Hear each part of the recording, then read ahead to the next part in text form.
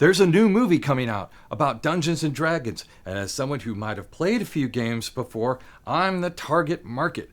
But it looks like it was written by a bunch of video game writers and that a bunch of marketers got in the same room as them and told them what they should write. Oh no. No, no, no, no, no. I would be astounded to find out that any of the folks working on this film had played D&D for more than 5 years. And pause. So right after I recorded this, I looked up the reviews of the film, and everyone kinda likes it. Even worse, it seems like the directors have played D&D. So I could either record this again, but I'm too lazy to do that, or I can remember that the showrunners for Lord of the Rings, for Rings of Power, were supposed to be really big fans of Tolkien, and that turned out awful, and everyone liked that film too. So I'm going to keep going, but I'm going to presume that I kind of know what you're going to say, and I'm going to reply to it right away in kind. It's a video game. Which is fine. But the world of D&D was created pre-video games, or at least pre-video games that were the kind of video games we see today. And it's based on the idea of fantastic creatures, dark caves, traps everywhere, blood, gore, danger, and not, I can fly wherever I want because I have to take advantage of my $500 video game card that allows me to fly everywhere in 3D. This looks like it was created by someone who saw Harry Potter and the Goblet of Fire and thought, what if the party needed to fight in a giant magical labyrinth in front of an audience? It looks like kind of the Quidditch Cup meets the labyrinth at the end of Goblet of Fire. And like a video game, they just find the random chest that has a single sword inside of it. It's flat. I mean, the world is flat, which makes sense because it looks like 99% of it was shot on a soundstage where they had a green screen behind them and just a flat stage. You can almost see the soundstage that they're standing on. And man, I get that all of us created an image in our head of what a D&D world would look like, and it's never going to match our world exactly, because our world was inspired by the work of D&D master artists who created this great world with light and shadows and demons and monsters and all these things that hid in the darkness. And I know what you're thinking. You're thinking, oh wow, another nerd, another D&D nerd who's ripping on a trailer for a film that wasn't aimed towards them in the first place. But man, we have been waiting for this film for 30 years and they still can't get it right.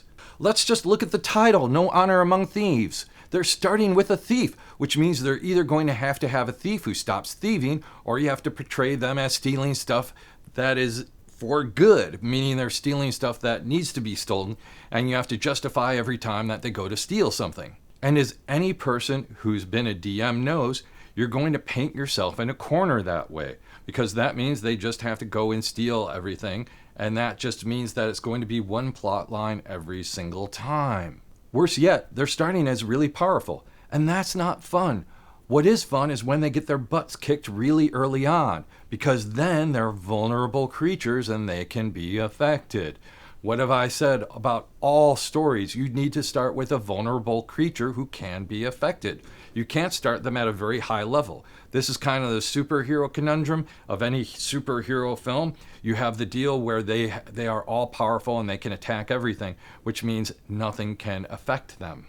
More importantly, you're going to be doing sequels, and you should show them slowly getting more and more powerful, that they find weapons, they find things, and suddenly they have the essence of the fun of D&D, which is they go, oh, wait, I can use this thing that I've been holding on to this entire time. But no, this was created by a bunch of marketers. That's why the party looks like it was created to illustrate as much gender or racial parity as much as possible. You want to kind of do the Super Bowl commercial thing. And pause.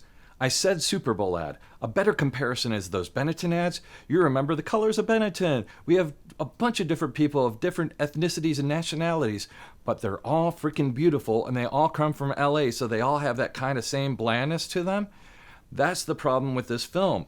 Yes, they are different nationalities and different ethnicities, but they all still kind of look the same because they still have that LA look. And that's boring as shit. The problem with that is you create something that's super, super bland. And when I say blandness, I want to point out there's no grit to this. No, really. What character would you describe as being gritty? The world of D&D is supposed to be messy. And here, everyone is so clean that you can eat off of the monsters. Look at the movie Aliens and look at how dirty and rainy and dusty it is. That's what you want in your fantasy world. You want a world that looks lived in. This looks way too clean, and the characters are made to look as non-sexual as humanly possible. And man, I get it. Some of the outfits that were depicted in D&D lore, particularly for women, did not look protective. But there were aspects of D&D that catered to fantasy. And you don't have to believe me on that. All you have to do is go to any con and see the way that people are cosplayed. They are not dressing to look practical. They're dressing to look cool. And in some cases, cool can be kind of sexy. And here's the last point that I wanted to make. They kind of look like Guardians of the Galaxy if you remove the sexiness from it. Could I be wrong about the D&D trailer? God, I hope so. I hope it's far more brilliant than I'm giving it credit for now. I hope the characters develop as characters and they're not just bland stereotypes. I'm the fighter because I'm holding an axe. I'm a mage because I'm throwing spells. I'm British, so I'm a character. No, you are not a character just because you have a British accent. Make characters. Give them all flaws so that we love them. Don't make them all Galadriel from Lord of the Rings. And for God's sake, have them get their butts kicked a lot in the beginning of the movie so we start feeling for them. My name is John. Check out my other videos. Like, subscribe. Talk to you soon.